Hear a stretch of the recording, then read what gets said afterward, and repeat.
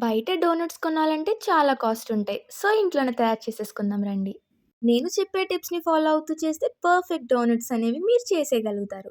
ఈ ప్రాసెస్‌లో first ఈస్ట్‌ని activate చేసుకోవాలి. దానికోసం ముప్పావు కప్పు గోరువెచ్చటి పాలని ఒక బౌల్‌లోకి తీసుకొని 1 టేబుల్ స్పూన్ షుగర్ యాడ్ చేసుకొని 2 టేబుల్ స్పూన్స్ ఈస్ట్ యాడ్ చేసుకొని కలుపుకోవాలి.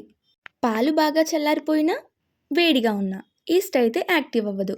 బాగా కలుపుకున్న తర్వాత ఒక 10 మినిట్స్ రెస్ట్ ఇస్తే ఇలా తయారవుతుంది. ఇప్పుడు వేరొక బౌల్‌లోకి 2 కప్స్ మైదా తీసుకొని దాంట్లోకే 2 table spoon sugar and 2 table spoons butter అయితే యాడ్ చేసుకోవాలి. బటర్ కేవలం రూమ్ టెంపరేచర్‌లో మాత్రమే ఉండాలి.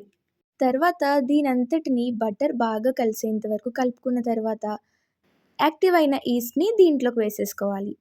దీన్ని కూడా ఒకసారి కలిపిన తర్వాత ఇంక ముద్ద అవుతుంది అనే టైంలో చేతితో కలిపేసుకుంటే సరిపోతుంది. చూసారా ఎంత సాఫ్ట్‌గా వచ్చిందో?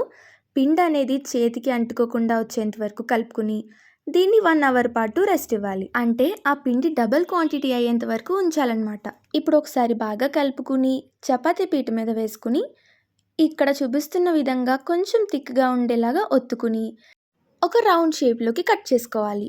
మీ దగ్గర డోనట్ కటర్ ఉంటే దాంతో కట్ చేసుకోవచ్చు. నా దగ్గర లేదు కాబట్టి బాక్స్ క్యాప్ అండ్ బాటిల్ క్యాప్‌తో కట్ చేసుకున్నాను. అన్నీ ఇలా ఒత్తేసుకున్న తర్వాత మీడియంగా హీట్ అయిన ఆయిల్‌లోకి ఈ డోనట్స్‌ని వేసుకుని ఫ్రై చేసుకోవాలి. ఇవి గోల్డెన్ బ్రౌన్ కలర్ వచ్చిన తర్వాత బయటికి తీసేసి నెక్స్ట్ బ్యాచ్‌ని కూడా ఫ్రై చేసేసుకోవాలి. ఇలా అన్నింటిని ఫ్రై చేసిన తర్వాత డార్క్ చాక్లెట్‌ని మెల్ట్ చేసుకుని దాంట్లో డోనట్‌ని డిప్ చేసి పైన స్ప్రింకిల్స్‌తో డెకరేట్ చేసుకోవడమే. ఈ డోనట్స్‌ని చూస్తుంటే మీకు కూడా తినాలనిపిస్తుంది కదా? మరి ఇంకెందుకు లేటు? ఈ వీడియో పూర్తిగా చూసేసి మీరు కూడా తయారు చేసేసుకోండి. అలాగే ఎలా వచ్చిందో కామెంట్ చేయండి. లైక్ చేసి, షేర్ చేసి, సబ్స్క్రైబ్ కూడా చేసుకోండి.